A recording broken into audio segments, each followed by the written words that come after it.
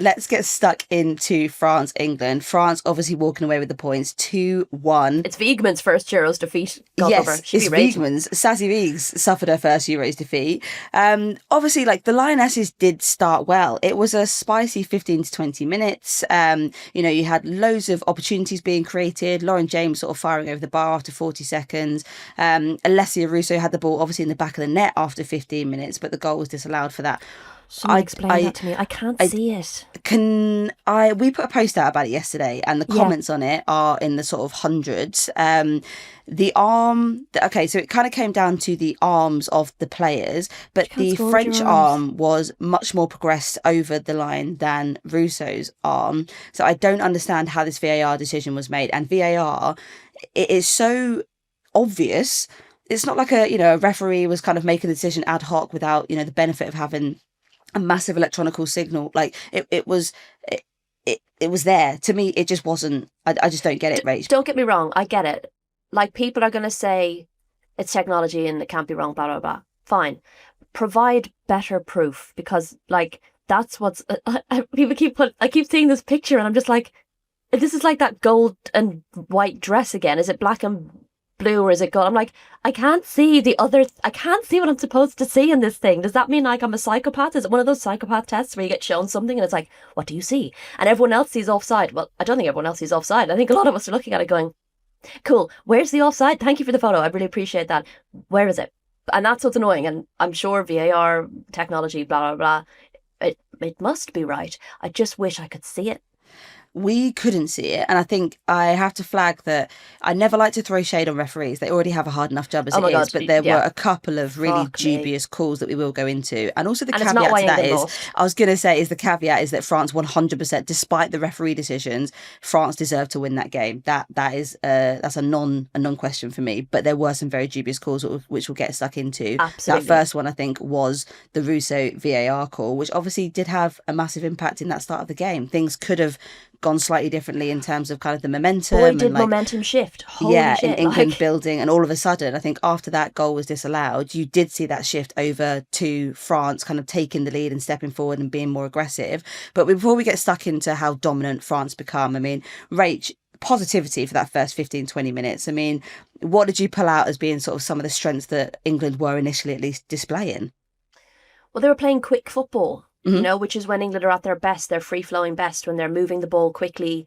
LJ was being super creative, Beth Mead was getting in, Russo, that it kind of looked maybe how we expected. It was going to be tight, it was going to be feisty, both teams were playing well, and you were kind of like, hey, who's going to edge this out? And then, it was like a switch flipped after that goal was disallowed, and I don't know, the speed was gone, the intensity was gone. They just kind of seemed to completely lose their way. And, yes, we're going to talk about the areas that England were exploited in, and shock horror, it is the very areas we were concerned about. Not that doesn't bother me.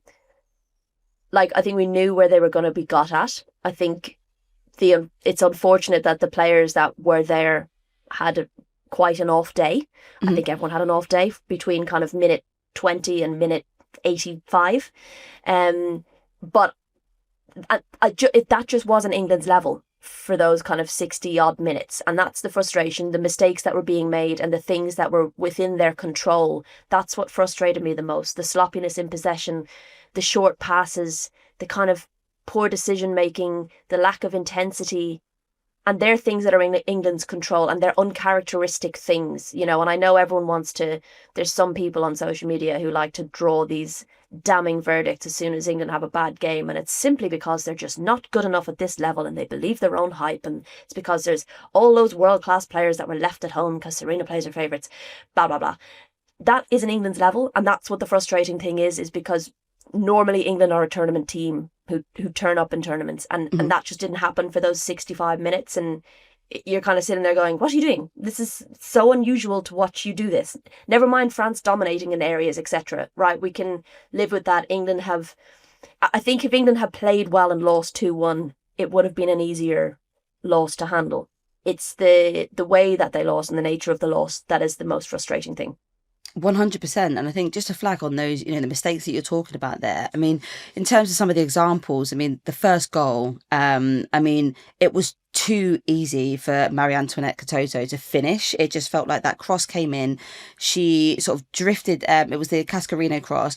Katoto kind of drifted in behind Leah Williamson. And I think there was already there was a frustration. I think you saw Leah kind of like wave her arms about, like, what is going on? Like, what is happening here? And then even leading into that second goal, you've got Lucy Bronze, who's kind of slid in, kind of fallen over a little bit. And then Sandy Baltimore is allowed to shoot into the top corner of the net, and there's like 2 or 3 players crowded around her. There was like you said, Rach, there were like basic things that you'd expect from your defenders that weren't happening. I think especially with the fullbacks, I mean, we saw how challenging it was for Carter and Bronze to kind of even deal with some of the pace that the French were showing. I mean, there were so many times, I mean, Carter in particular completely outpaced on the wing, and it just led to so many dangerous balls being whipped in that England then had to deal with. But I mean, I don't even know how we even stop that. I mean, teams going forwards now, the Netherlands are going to see that, Wales are going to see that, and look at where the areas of weakness are. Like, it leaves us quite exposed to this happening again. I don't want to be, mainstream kind of like this is catastrophic. But there is definitely a cause for concern. Yes, but I would also say neither Jess Carter nor Lucy Bronze played at their level. They had bad days. Okay, so this idea that this is their top level, it's not. I think we had this debate about whether Niamh Charles or Jess Carter should start, and when one starts and they have a bad game, it's always like, well, you should have started the other. And the problem is neither of those players recently have been consistent in their form. Mm-hmm. They have had good games where you've gone, do you know what? They have played well. They have done, great. Like, get them to start over the other, right? So we can look back at poor performances from both of them, and we can look back at better performances from both of them. I thought Niamh Charles actually looked quite good when she came on. I think Jess Carter had an off day. I think Lucy Bronze had a bad day. That was not their level. So I'd like to think, England can get to their level in future games and massively learn from this. I thought France were excellent. They knew where to target. They knew their game plan inside out. And they were so good at double teaming on some of those problem areas for England. So, De Almeida was able to get up so high, linking up with Cascarino, making it really difficult for Jess Carter. If she tried to kind of keep up with one, the other was coming in behind, so they were completely outpacing there. Similar situations on the other side. I thought Beth Mead was scored really low on the BBC player ratings, and I think that's done by the public. And I think what frustrates me a little bit at times is that, people will look at the forwards and go, well, they haven't scored any goals, so they've had a shit game. I thought Beth Mead did very well at covering for Lucy at times, because there was one point where she made this really good recovery run deep into England's half near the end line, and I couldn't see Lucy. I looked up going, where's she gone? She'd made this really deep run into France's half, and suddenly the ball turned over so quickly, because as we know, France are super fast, and Mead was back to make that recovery tackle. And I think that limited her ability going forward to be impactful going forward, because she was conscious of having to be available defensively as well, because France are so quick. And I think once England, that pace that we're used to seeing from England just wasn't really there, and it allowed France's weapons of speed be so impactful down those wings. So weapons of speed. Well, it is a massive weapon for them, and we can talk about the defence in Williamson in that first goal that started from midfield, a short pass from Georgia Stanway, an example of the things England were doing. Sarina Wiegman touching it in the post-match, those short passes that sloppy, that they shouldn't have been doing and didn't want to be doing. It was kind of the wrong decisions they were making, and it started there. I thought Stanway had France's midfield dominated England's.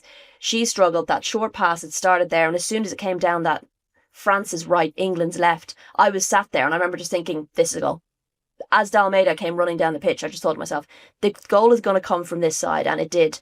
And then the second goal, there was a whole VAR check, and I remember as I watched this in real time through my camera lens, there was obviously that focus on the tackle on Russo. Mm-hmm. Before that, when Russo had the ball, in my opinion, and I'm going to have to watch it back, because you watch these things in real time and you think, I definitely saw that.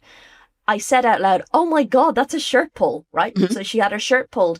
Then the tackle came in, and from where I was like, that's got to be a free. Now, I think that was a 50-50. Some people look at it and say she got the leg first. Some people look at it and say she got the ball. It was a fair challenge, right?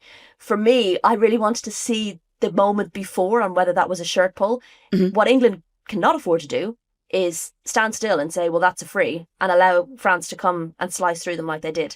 So it started from there again. So there was moments in the midfield that, where these goal issues started. Yeah, 100%. And I think that was kind of some of the dubious referee calls that I was kind of alluding to at the start of the pod, is that, had those moments gone slightly differently, had that been flagged, had that been a foul, it obviously wouldn't have led to the goal happening in that way. Maybe there would have been more goals, and again, France deserved to win. But at the same time, that to me, I mean, so we were fortunate enough to have this watch party in London, and the crowd, because they played the replay over and over again 6 or 7 times, and like at different angles, and every single time it just felt like that was another call for me that I just felt like that it just feels unjust, and I don't really feel like that was given enough sort of importance for the impact that it had on the game. Yeah, I think so. I'm sometimes a bit reticent to talk about refereeing when England lose, because then everyone piles in and says you're just looking for excuses. And no, blah, blah, blah. it's not even an excuse. That's not why. It's not why England. It's a refereeing call in isolation.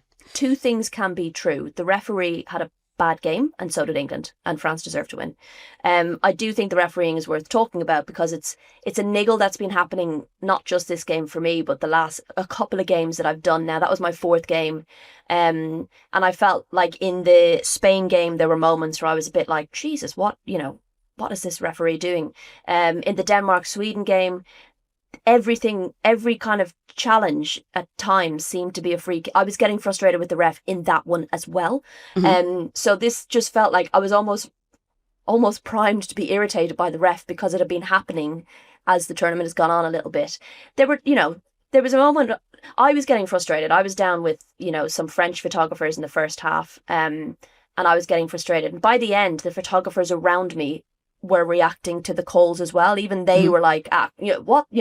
And there was a moment where I can't remember who it was that went down in midfield. It might have been Karshui, or it might have been, I can't remember who it was, maybe Salma Basha, but injured in the middle of the park, stayed down, but France had possession. They carried on, passed the ball out wide to Almeida, carried on with their attack, got it into the England box. It broke down, ball came out to Beth Mead, and she took off at a break up the field. Then the ref decided to blow the whistle. And I was like, hang on, it's not a head injury. France are happy to play on with their player down, but the ref decided to blow it as soon as the ball came into England's possession and took off. And I'm like, these little decisions where you're just like, why have you made that decision?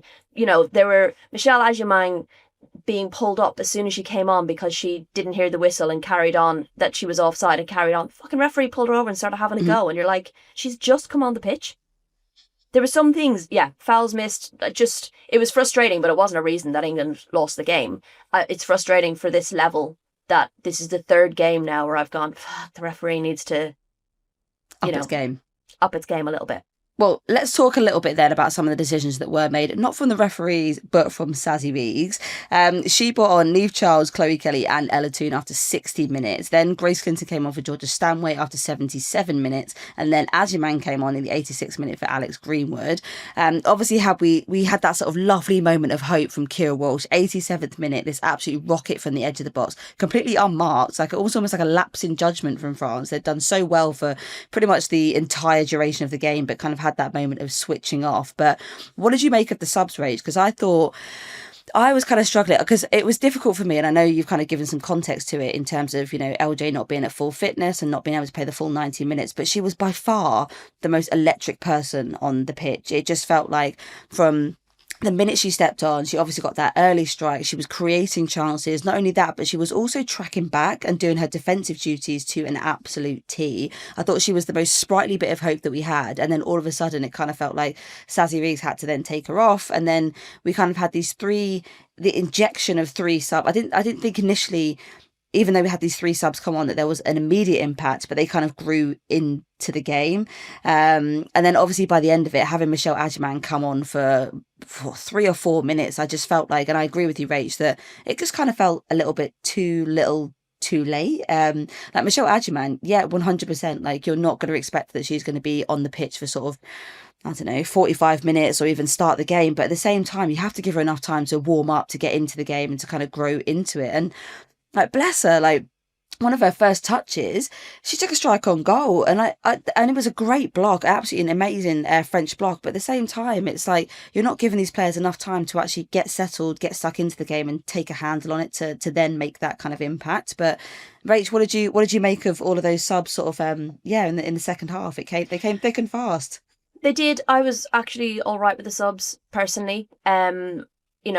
LJ isn't at full fitness. We knew that coming into this. And it was always going to be a gamble of have her impact the first 60 or have her impact the second half. And it's you don't know how a game is going to go. So you think get ourselves ahead in the first half and then we can take her off. And perhaps LJ coming off the bench could have been more impactful, but it's always going to be a difficult decision to make. I think if she's not fit, she's not fully fit for 90 minutes. That's just a difficult thing you have to handle. I thought what was good was I didn't feel like the game dipped. I think England, when the subs were made, it did start to improve. I think Chloe Kelly offered more of an attacking role because England needed that. So they needed to be pressing forward more. Ella Toone giving a little bit of, and Clinton just giving a little bit more robustness in midfield, which I think was lacking. Because as I said, I thought France dominated in the midfield area. And yeah, Adjumang came on, made such a difference. I think I would have liked that to happen at least 5 minutes earlier, if not 75 minutes. And it's a difficult one because it was a brave decision to take a defender off and put her on. That's always going to be a tricky one because you expose yourself, right? And we've seen how dominant France were, but moving to that three at the back allowed England to push forward more, and perhaps that could have just been more impactful from 75, 80 minutes. She's a difficult player to mark. It was her and Russo, and it really made the French defence kind of struggle a little bit to have to deal with both of them. So yeah, I think her coming on a little bit earlier could have made an impact. There were just moments, I think, as we got towards the game and England kind of started to... Wow, sorry, I think... is that an eagle just flew by my window? Fucking massive, sorry. Someone tell me if there's eagles in Switzerland, but there's a massive bird that just flew past my window and was very distracting. It's an omen, mate.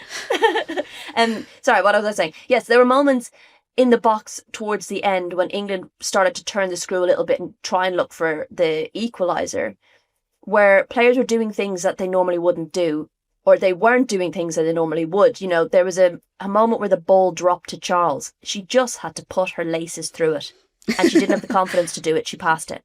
And the same thing happened with Lauren Hemp, who normally would absolutely put her laces through it. And there were just those moments. It was almost like they were afraid to miss, and you needed that kind of bravery and confidence at times from players in and around that moment. Because I do think had the likes of, and this is what the great thing about Adjumang brings, she's brave.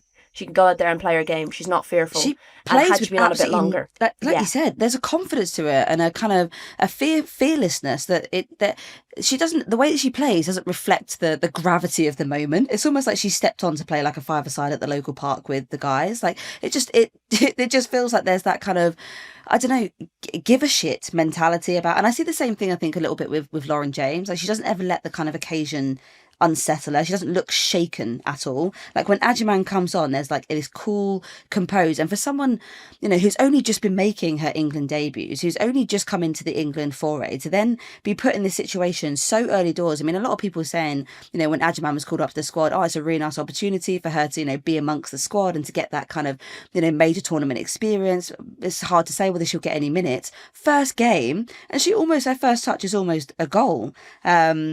I just think she's such an impactful player. I agree that I think that should have happened a lot earlier, and I think it was lovely to see England kind of step into things and be more aggressive and be kind of more front-footed in those last 10 minutes. But also, a lot of people are saying Baltimore was off, Katoto was off, Cascarino was off the pitch. Like their pace and skill, it kind of exposed England less. So there was kind of, yes, England have stepped forward, but also the biggest threats for France are also off the pitch at this point. So there was that balance too.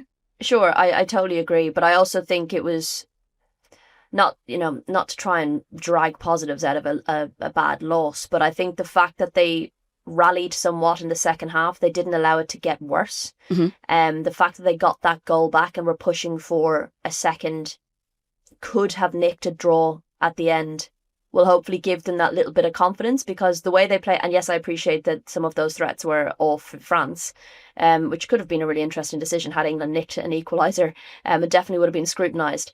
I do kind of think it will give them a bit of confidence, because that's the kind of intensity they needed to be playing with, and that was lacking. So the fact that they found it somewhat is good, and the fact that, you know, some of these younger players who came on, Clinton, Adjumang, could play with that pressure and intensity is positive. But yeah, I just think a little bit too little too late for Adjumang. I think she's just so good at being laser focused on what her role is. She doesn't, like you say, she's not thinking about the wider context, the wider issue. She's here now, they're playing France, they need a goal. That's her job going on. And she's not thinking about what does it mean for the group stages. Are we going to get out of the group? She's thinking, my job is to get on that pitch and cause problems and get a goal. I know how to do that. I've done it before for the senior Lionesses. I can do it again. So, yeah, I think we always hope that, again, another weapon England have on the bench, that kind of impactful player that offers a different type of striker to a Russo. And you can see, I just thought it was interesting to see Wiegman willing to roll the dice, make, you know, people always say she doesn't make enough changes. I know we saw that sometimes in the World Cup, and that was like her hand was forced, I guess. But to make those kind of changes in the match, I just wish she'd been a bit braver 10 minutes earlier. Well, let's dissect let's just kind of like a post-mortem, I think, of this game, because afterwards, obviously, there was a lot of disappointment, there was a lot of sadness, there was a lot of comments that were made, you know, within the Lionesses camp about what had gone wrong and, you know, what they needed to do to kind of rectify those going into the Netherlands and the Wales game. So a lot of the pundits were saying the Lionesses were bullied, they played into France's hands. And then Sarina Wiegman was kind of saying, you know, they created their own problems. Jess Carter was saying they played a little bit like they were scared.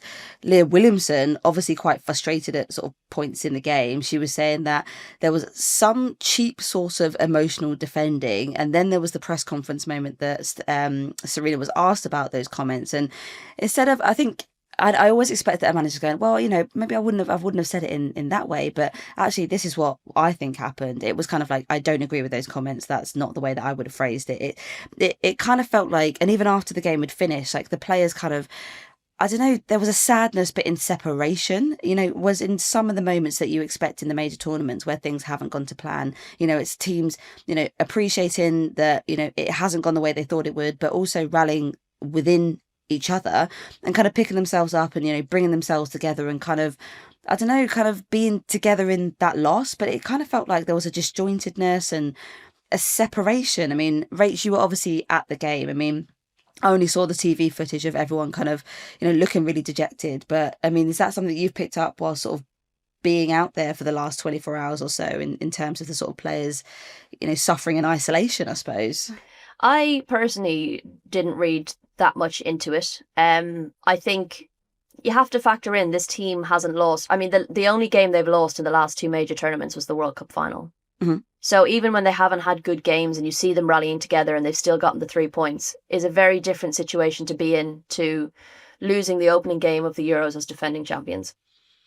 They've never kind of had to come into a major tournament as defending champions. There's a lot of things that they're contending with that they haven't had to deal with before. I think had they played really well and still lost, there's a difference there where you can rally around each other and be like, look, we were almost there, we played really well. I think the fact that there were so many individual poor performances that players were shell-shocked and they probably couldn't understand why they were playing so poorly or why they were making the mistakes they were making and why things were happening uncharacteristically. And, you know, yes, you might look at yourself and say, well, I had a bad game, but then you're also looking at other players and going, why the fuck did you have a bad game as well? Do you know what I mean? So personally, I wouldn't read too much into it. They're human. They want to win. They know the pressures that this team are under and the scrutiny this team are under, and they know that's going to ramp up now in the next few days because they've lost the opening game to France and they played badly. And I think they deal with it in different ways. And I know they're going to have people around them to help them deal with losses, etc., etc. But at the end of the day, losing a game in a major tournament as defending champions. They've not had to do it before. So they're going to react in different ways. They're going to deal with it in different ways. And they have the wider team around them to help them deal with that in the coming days as they lead into the Netherlands. But they're going to have to be able to put that disappointment behind them and focus on the Dutch, because as we're going to come on to, they're looking good too. I think the concern to me, I think, is just the unity piece. I think when you sort of look at, I completely hear what you're saying, like that is a massive disappointment, and a lot of the team maybe haven't faced that level of disappointment in a long time. But at the same time, in order to win tournaments, it is the teams that stick together and rally behind each other, even in like the darkest moments. And this was obviously not a great start. But yeah, I think that was just like the small thing that I just picked up on. And I think you can tell a lot, I think, from body language, and I don't mean to exacerbate and I don't mean to like catastrophize anything, but there just seemed to be, I don't know, something a little bit different about how the Lionesses seemed in that defeat that I've seen before. But yeah, obviously they've got a few days now to pick themselves up, to go again, and obviously to get prepped for the game against the Netherlands on Wednesday. But yeah, it's a tough start, but at the same time, so I was at a little watch party last night, and someone was saying that Argentina, when they won the Men's World Cup last, lost their opening game and then obviously went on to win the tournament. So hope, but also we knew Group D lost. was going to be hard. We knew it was going to be hard. We knew there was every likelihood that England could lose a game. So I didn't. I've got them in the sweepstake, mate. No, but we right? talked about There's £30 riding on this.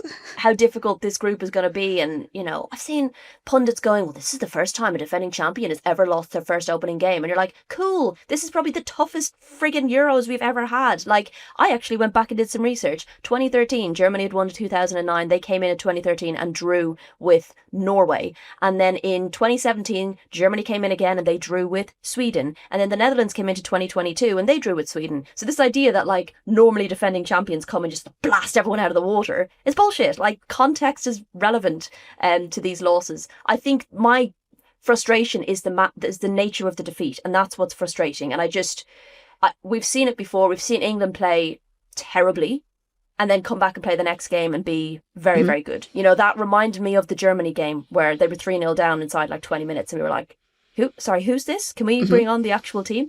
So they've been in that situation before, perhaps not in a major tournament, where everything's gone wrong and they've been able to turn it around. So yeah, this is going to take a lot from the management team, from the analysis team, from the psychology team to be able to turn this around and go out there now knowing that the next two games they have to win. Oh, thank you, Rach. That's exactly what I needed. That context. Thank you for providing that. And just as a very quick note, I know a lot of people would have been really excited about Rachel's eagle that flew past her window. Producer Finn has put in, yes, there are eagles in Switzerland. Specifically, the golden eagle is the only large predator species that has survived in the region and has a healthy population in the Alps. So fantastic. Well, I think they live in and around my area. So there's a little family of them. I'm constantly seeing these massive winged birds flying by my window. Never been that close, though. Well, to our listeners, not only do we provide expert analysis on the games, but also some kind of nature-related information. I need to start doing like my own kind of nature documentary. Looking outside, there's a bald eagle flying by our window. What's it like, Steve Irwin? Yeah, that's what I was going for. I thought you were going to do sort of more like a David Attenborough type vibe. I can't do that voice, sorry. No, fair enough. Well, on that note, let's just close that off. Coming up after this, Wales kicks off their first major tournament against the Netherlands. All right, Rach, straight on to the next game. Let's leave the dust of disappointment behind us. Moving on to another slightly disappointing result for Wales. They began their first major tournament with a defeat against the Netherlands. They were, I'd say, pretty solid, pretty resolute for the first half and kind of limited Dutch chances to very far and few between. But obviously, who is going to open up the score sheet but Viv Miedema? I mean, beautiful goal in stoppage time. So it was 45 plus 3 minutes. It was 100th goal for the Netherlands. There was this like lovely celebration moment. It was her, Kasperij, and who was it? Berman, yeah, who kind of did this like Kasperij. I don't know what Kasperij was doing. They were it was kind of like she was asked about it in the post-match press conference, and the journalist was basically like, I don't really know what it was that you ended up doing. And Viv was like, yeah, I don't really know either. But basically they practiced in the hotel. Viv was supposed to do the one and the other two were supposed to do the O's. And because of the order they ended up in, Viv and Berman did the O's. And then for some reason, Casper and I decided to try and spell out Viv with her fingers. Is that what that was? Because Yes, I was like, it looks like they're trying to do 400. And I was like, I just don't get... And then Berman was like, oh, wait, maybe I'll do the one. And I think it needed a bit more practice. You knew that goal was coming, Viv. Come on. That whole thing, like the celebration it just kind of fell apart, but also really iconic. And who else but Casper to kind of, I don't know, get that. She's such a humorous character in the first place. It kind of felt right that would, I know we inject that practiced, energy but I'm going to totally screw this up for you. Literally that. But yeah, I mean, for me, Rach, there was nothing unsurprising about this game. And that's no discredit to Wales at all, but we just know how dominant the Netherlands can be. And obviously Wales were always going to have a tough time. So I was looking at some of the stats here. So possession-wise, I mean, Wales had 32% to Netherlands 68%. In terms of shots on target, Wales didn't have any. And I think this is, Rach, where I think you were kind of saying that Wales are going to have the biggest challenge to climb in this tournament. I mean, what was your take, I suppose, at least on the first half? Because we have to talk about how resolute Wales were in their defending and kind of keep the Netherlands at bay, at least. Yeah, I think they did a good job at frustrating them. There were some hairy moments early on, and there was a save on the line as well from Clark. But I think Wales grew into the half, understandably perhaps a little bit nervous at the beginning of the first half, but they certainly grew into it. And the longer the game went on without the Netherlands scoring, the more confidence you could see in the Welsh team. They had a couple of forays forward themselves. But yeah, like I said, I think not having that kind of target player to go for made it difficult because, your record goal scorer was in midfield. So more often than not, when those moments break, the players who are the most effective in the box are having to come from midfield. So, understandably, that was a little bit tricky, but I think they did, worry the Dutch a couple of times with a couple of corners. But yeah, I think they did very well. I think it was a heartbreaking time to concede. That team talk would have been very different going in at 0-0. And to concede in the way that they did will be frustrating. The goal was a thing of beauty. It was an absolute classic Vivianne Miedema goal where she feigned to shoot. She feigned to shoot again, that typical kind of turning people inside out, knowing she could shoot with her left and her right. And then putting it in top bins as well was a peak Miedema goal, and a very cool goal to get for your 100th goal, because it could have been scrappy. You could have kind of tapped it over the line or, squirted it through a defender's legs or something. But for it to be that kind of goal for your 100th goal was very special. So, a gut punch going in at halftime to concede when they did. And then to come out and concede 3 minutes into the second half is a 1-2 blow, I think. And it's that we've touched on this before in the WSL about teams kind of making that step into being able to play against the top teams. And it's often that ability to be switched on for 90 minutes and be nailed on the game plan for 90 minutes. And those dangerous moments are just before halftime, just after halftime, and just before full time. And those two goals where suddenly, you're down 2-0, the mountain to climb is a lot higher than that one in Snowdonia. So it was, a difficult kind of lesson, I think, for Wales, and I think they will learn a lot from it. And then, of course, Esme Brooks getting a goal 5 minutes later, so it all kind of happened in a short space of time, and suddenly it became a very difficult challenge to get back into it. I would say that the Wales post and also crossbar seem to be the sort of 12th and 13th Welsh players. It's like a hat trick of woodworks. Honestly, how the frame of the goal was not broken during that game is absolutely beyond me. I mean, Jill Roord smashed the woodwork twice. Obviously, had then the sort of Lily Woodham clearers, but there was another, I can't remember who it was, but there was another absolute rocket that hit the crossbar too. So it did feel like there was a lot of opportunity, I think, for the Netherlands to make this a very high scoring And then game. Berenstein had goals ruled offside. Oh my God. I mean, I think she was absolutely incredible. Created some absolutely incredible chances. There was some decent goalkeeping as well. I think I've got to give credit to Clark as well. Yes, they were lucky with the offside call, but it kind of did feel like Wales they weren't sort of creating as many chances up front, and then they were kind of getting caught on the counter, I think, especially as the game went on. And I think the sort of tired legs were creeping in, the game was opening up more, and that was creating more chance for the Netherlands. And there were times where I think there was about three like sort of Dutch players careering towards goal, and only maybe two Welsh defenders kind of trying to keep up with the pace going back. I think it was a tough game for Wales. It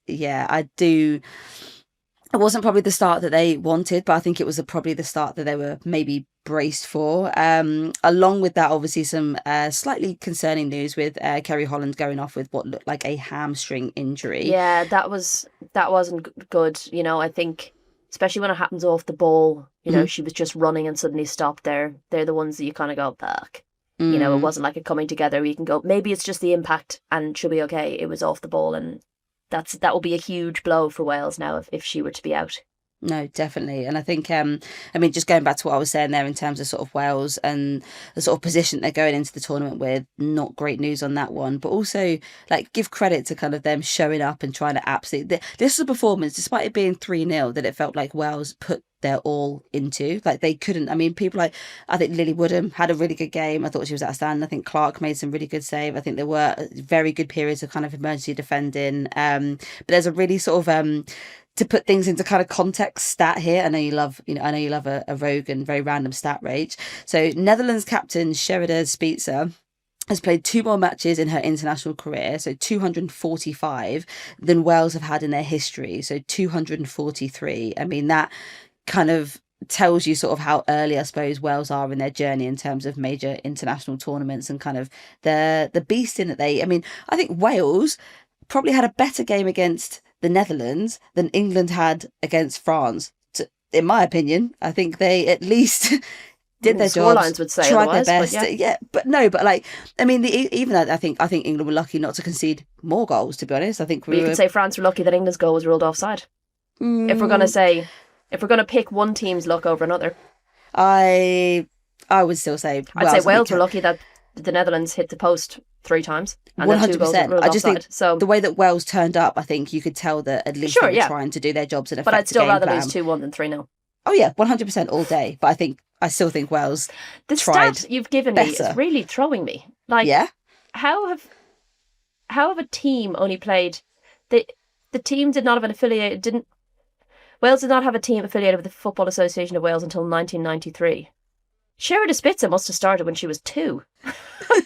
Fascinating. This will obviously be a huge relief to the Dutch, who came into this first game under a little bit of a cloud after Andries Jonker had a heated exchange with Dutch journalists in his pre-match press conference. So he appeared on a podcast on Thursday and said that he had considered quitting his role ahead of the tournament and expressed concerns over his authority and the support he was receiving. One journalist in this press conference then accused him of creating a puppet show. Not the way that you want your manager to start, it's not the way that you want to start a major international tournament with your manager kind of creating this controversy and this cloud of weirdness going into your first game. I don't know. What did you take of this? Firstly, I can understand him being annoyed because he was basically told, we're going to replace you, but you need to carry on through this tournament. And he didn't want to leave. So I can understand being pissed off that, you're like, Fair. Yeah, we don't actually like you anymore. I think you're good enough. But if you could just carry on coaching the team through this Euros and please do well, that'd be great. So he's already, annoyed. I can understand that. I thought the question was arguably bang out of order. The amount of shit that journalists in England get for the questions they ask, I can't imagine if one of them pitch something like that to Wiegman. I thought his answer was really interesting because he basically implied that this particular journalist doesn't cover them game in, game out, and only kind of pops up during the big tournaments. And that happens with England too. And it is frustrating when you'll have people come in who don't normally cover the game and don't know the context around things and just ask kind of questions that are kind of off base because they don't have the wider context. This one though, saying that he's creating a puppet show, I thought was quite disrespectful. So I can understand why Yonkers went off.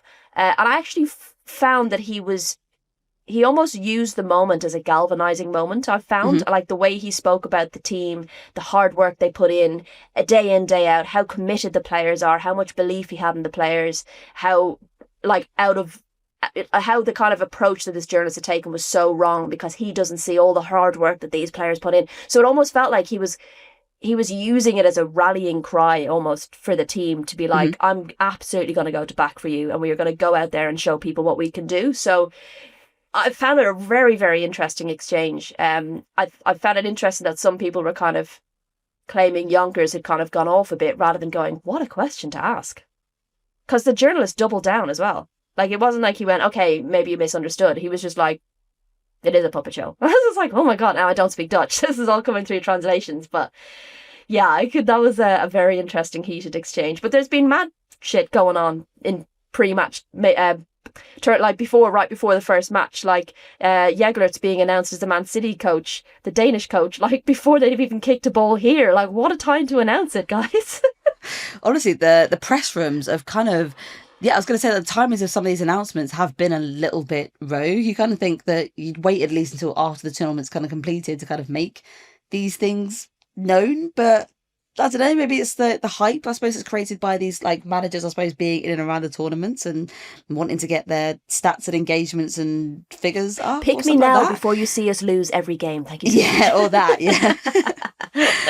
All right, so elsewhere, Poland's tournament debut also didn't get off to the start that they would have wanted on Friday. They lost 2-0 to Germany. Bloody hell, though. They did well. They can hold their heads up. 100%. Like, let's 1 second before we get stuck into the actual game itself. So I think obviously just to share like that little bit of slightly concerning news. Germany suffered a huge blow when their captain Julia Gwyn was taken off with a serious knee injury. Oh man, now obviously like ruled out for the rest of the Euros. Internal ligament, I think. Yeah. Honestly, it kind of feels like there's like a boogeyman over her. Curse, obviously missing the 2023 World Cup with the ACL injury. She's done her ACL in both knees. Yeah, it's just so heartbreaking. And she's so young and still has the impact. I think she's 60-something caps and she's so young and she's been made captain. Like, this was such a big moment for her. I just like, there's just some players out there where you're just like, my God, someone has like a voodoo doll or something. Like, just so unfair. And you could see like even the Polish players when she went down were over like checking on her, and oh man, some players just have the worst luck. Worst luck. So I'm absolutely gutted for her, and it's it's those moments that happen, like even though you're like terrified of Germany, and should England manage to scrape their way out of the group and actually face them, are a terrifying prospect, but you're still going to go, I really wish Julia Gwyn was there. Definitely. Like, I just absolutely gutting for her. Well, from all of us at the Upfront team, wishing Julia a really speedy recovery. Rach, you kind of had a few comments that you wanted to make on the Germany-Poland game and sort of the likeness, I suppose, to Poland and Wales obviously being, debutantes to the competition, and sort of how, their experiences, I suppose, were slightly different.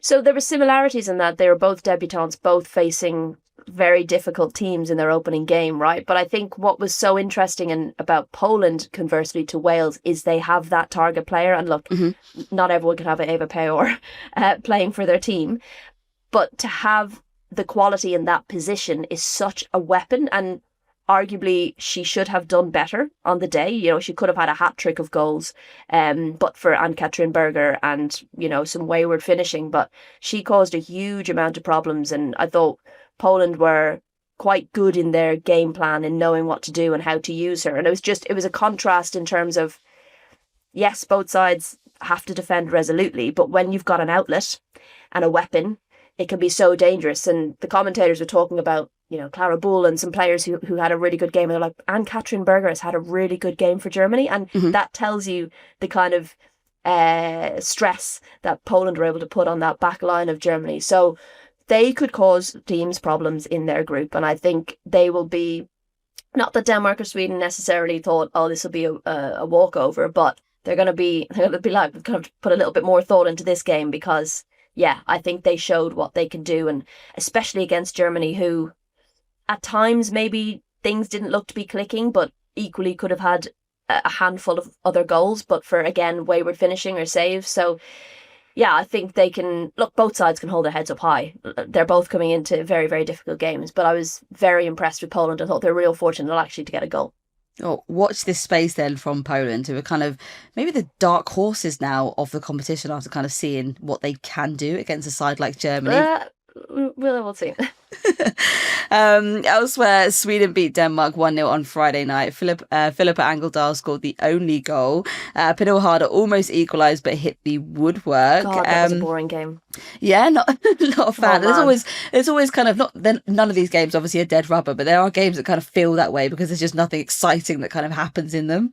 Yeah, and I think like when you look at it through the lens of a photographer, see what I did there? Nice. I got so little. Like, it was tough shooting conditions anyway. It was a 6 p.m. kickoff. I had a half shade, half sunlight pitch. You don't know where the sun is going to be when you're picking your seat, you know? So that was a lot to contend with. But I just felt like there was so little kind of action at times, and it just kind of exemplified the game for me. It just wasn't the most enthralling. It was a little bit bitty. You know, Sweden deserved to win. They could have scored more. They had a goal line clearance from a Stina Blackstenius shot. But equally lacked that ruthlessness that I think sometimes they've lacked in front of goal, and could have dropped points had Harder's ball been a centimetre lower. But yeah, it wasn't. I was quite excited about this game, and it wasn't maybe as exciting as I'd hoped, sadly. But they're going to be those games, you know. They're going to happen in major tournaments. They're going to be edgy games where teams are a bit, you know. Denmark massively improved from that 6-1 defeat. It just felt a little bit, almost like neither team. They were both afraid to lose. They both knew that this is the game they had to win because Germany was going to be really tough. They're both hoping to beat Poland. This was the game that was going to be the decider of potentially who comes second. And there was just that edginess about it. So, but in the end, deservedly, Sweden got the 3 points. Well, this is really lovely to hear, actually, because my FOMO for that particular game was pretty high. But now I feel like actually I didn't miss out on that much. But talk to me a little bit about the fans then, mate, because obviously Sweden's travelling support, also known as the Soft Hooligans, that's such a lovely, mild name, made things a little bit entertaining with some ABBA-based chants. I mean, what was that like to experience? Yeah, were you getting involved in it? No, I was not. But they did do a fan march, of course, which was brilliant, as did the Dutch, by the way, which looked amazing. And they had these huge banners that came down at the beginning of the game when they did their anthems and stuff, with players' faces on it and everything. So that was amazing to see. There's a lovely photo. I think Sophie got a really nice photo from the press box of the banners over the fans and the mountains in the background of the stadium. So she should be down doing the shooting. I couldn't get that from the ground. She was like way up in the stands. But now they always turn up. Denmark fans, less of them, but loud. So that was quite a nice like back and forth. Love that. Well, I knew that there was going to be some kind of like fan interaction and they were going to like bring the vibes to the stadium like they always flipping do. Obviously, there is still so much action happening. It is relentless at the moment. More games tonight. Norway take on Finland today at 5 o'clock and then host Switzerland welcome Iceland. I was going to say Ireland then. Definitely Iceland. They surely need at least a draw to keep their qualification hopes alive. Come on, guys. Like, stay in the competition. Like, it's only good for the host nation to go as far as they can. Come on, you can do this. I'm doing the Norway-Finland game tonight, so I'm intrigued to see how an impressive Finland will do against a not very impressive Norway, and whether Norway will have switched things up a little bit and like found their feet with that win, and whether they'll like put their foot in the gas now, or whether Finland will be buoyed by their performance. So that's where I'm going today.